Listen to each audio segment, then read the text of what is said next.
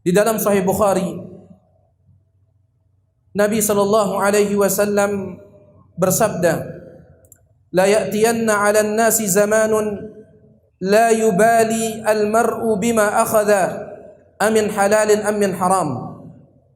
Nabi sallallahu alaihi wasallam mengatakan, sungguh benar-benar akan datang suatu zaman nanti di mana pada saat itu manusia tidak lagi peduli dengan harta yang mereka dapatkan, apakah didapat dengan cara yang halal ataukah dengan cara yang haram.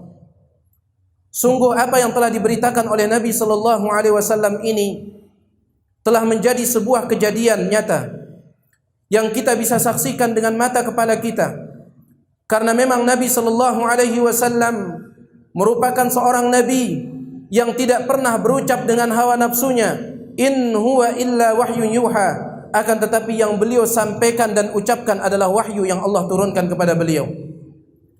Dan di antara ujian harta haram yang sangat menyebar pada zaman kita ini adalah harta ar-riba. Sesungguhnya riba merupakan satu hal yang banyak digemari oleh banyak kaum muslimin. Padahal dosa riba merupakan dosa besar, bahkan dosa yang sangat mengerikan. Bahkan sepertinya tidak ada satupun dosa yang Allah Subhanahu wa taala persiapkan hukuman bagi pelakunya melebihi hukuman yang Allah persiapkan bagi pelaku dosa riba. Allah Subhanahu wa taala persiapkan bagi pelaku dosa riba 5 hukuman dalam 5 fase kehidupan. Yang pertama, Allah Subhanahu wa taala mempersiapkan bagi mereka hukuman di kehidupan dunia. Dengan cara Allah Subhanahu wa taala mencabut keberkahan dari harta riba yang mereka dapatkan. Di dalam Al-Qur'an surah Al-Baqarah ayat 276 Allah Subhanahu wa taala menyatakan, yamhaqullahu riba wa yurbis shadaqat. Allah Subhanahu wa taala menghancurkan keberkahan di dalam harta riba dan Allah Subhanahu wa taala menumbuhkan keberkahan di dalam harta yang disedekahkan. Al-Imam Ibnu Katsir rahimahullah ketika menafsirkan ayat ini mengatakan, Allah Subhanahu wa taala menghancurkan keberkahan harta riba melalui satu di antara 2 cara. Yang pertama, yaitu Allah Subhanahu wa taala akan menghancurkan harta riba tersebut setelah pelakunya menumpuk-numpuk harta riba itu, tiba-tiba Allah berikan kepadanya musibah yang akan menghancurkan harta tersebut.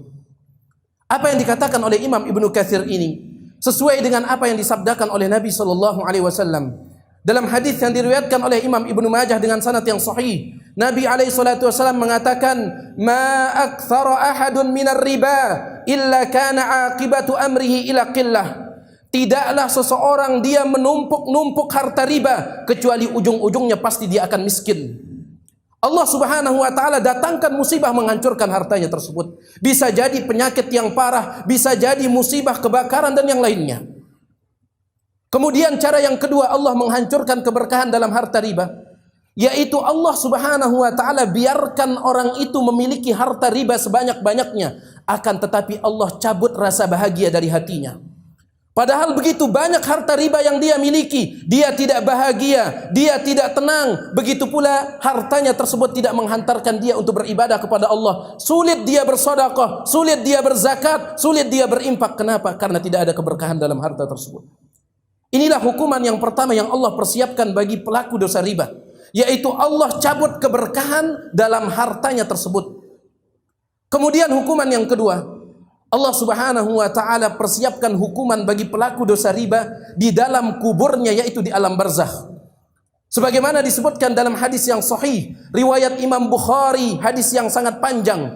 Nabi sallallahu alaihi wasallam menceritakan tentang mimpi beliau, dan ingat mimpi para nabi adalah wahyu. Nabi sallallahu alaihi wasallam mengatakan, "Aku diajak jalan-jalan melihat surga dan neraka oleh malaikat. Ketika aku melihat neraka, maka aku melihat ada sebuah nahar, yaitu sungai yang airnya berasal dari darah. Kemudian di pinggir sungai itu ada seorang laki-laki berdiri sambil membawa banyak batu, sedangkan di tengah sungai ada laki-laki yang berenang mencoba untuk mencapai tepian sungai. Kullama arada an yakhruja rama alladhi fi yadihi hajarun fi fihi, Setiap kali orang yang di tengah sungai tersebut mencoba untuk ke tepi sungai, maka orang yang berdiri di samping sungai melempar mulutnya dengan menggunakan batu-batuan tersebut, sehingga ia tidak bisa keluar. Maka malaikat yang menemani Nabi SAW mengatakan, "Falladhi ra'aituhu fin nahar akilur riba." Sesungguhnya orang yang engkau lihat berenang di tengah sungai darah tersebut, kemudian setiap kali dia ke tepi, mulutnya dilempar dengan batu, sesungguhnya dia adalah pemakan harta riba, wal iyadu billah. Kemudian hukuman yang ketiga yang Allah persiapkan bagi pelaku dosa riba adalah hukuman ketika dia dibangkitkan dari kuburnya, di mana dia akan dibangkitkan oleh Allah Subhanahu wa taala dalam kondisi yang tidak normal, seperti orang yang kerasukan syaitan, seperti orang yang gila, sebagaimana yang Allah kabarkan dalam surah Al-Baqarah ayat 275. Alladzina ya'kuluna ar-riba la yaqumuna illa kama yaqumu alladzi yatakhabbathu asyaitanu minal mas. Orang-orang yang memakan harta riba tidak akan bangkit dari kuburnya kecuali seperti orang yang kerasukan syaitan karena tekanan penyakit gila. Kata Abdullah bin Abbas sebagaimana dinukilkan oleh Imam Ibnu Katsir, ketika menafsirkan ayat ini Abdullah bin Abbas mengatakan, akilur riba yub'atsu yaumal qiyamati majnunan yukhnaq. Orang yang memakan harta riba akan dibangkitkan pada hari kiamat dalam kondisi gila. Tidak cukup sampai di sana, dia gila kemudian terus mencekik lehernya. Kondisi yang sangat mengerikan. Kenapa pelaku dosa riba dibangkitkan dalam kondisi gila, sedangkan pelaku dosa-dosa yang lain tidak dibangkitkan dalam kondisi gila? Kenapa? Karena mereka ketika hidup memiliki prinsip hidup yang gila. Mereka mengatakan, dzalika bi annahum qalu innamal bai'u mitslir riba. Mereka mengatakan jual beli itu sama dengan riba. Padahal Allah dengan tegas menghalalkan jual beli, mengharamkan riba. Bagaimana mungkin sama perkara yang halal dengan yang haram?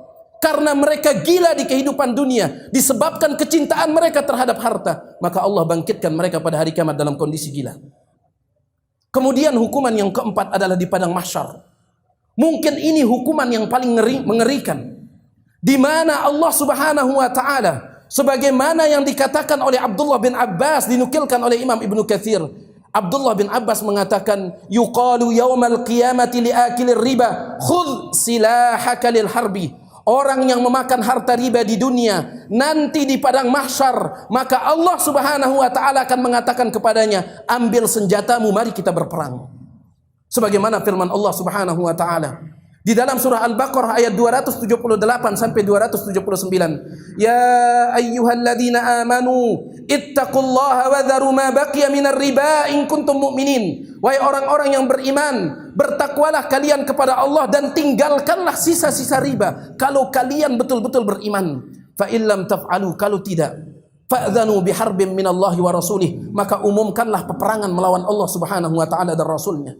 Siapa yang akan bisa menang berperang melawan Allah Subhanahu wa taala dan rasulnya?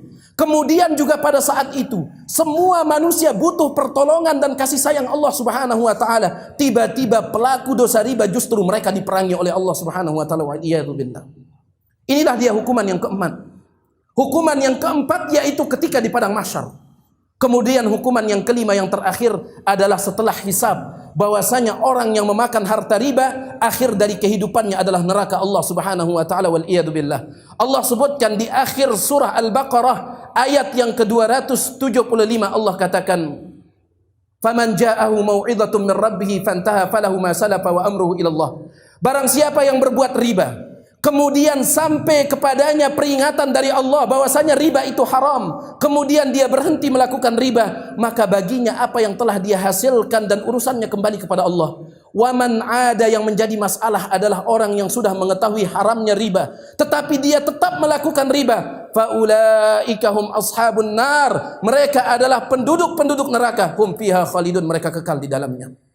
Inilah dia 5 hukuman yang Allah persiapkan bagi pelaku dosa riba, yang sepertinya tidak ada dosa lain yang Allah persiapkan hukuman sebanyak ini sebagaimana Allah mempersiapkan bagi pelaku dosa riba.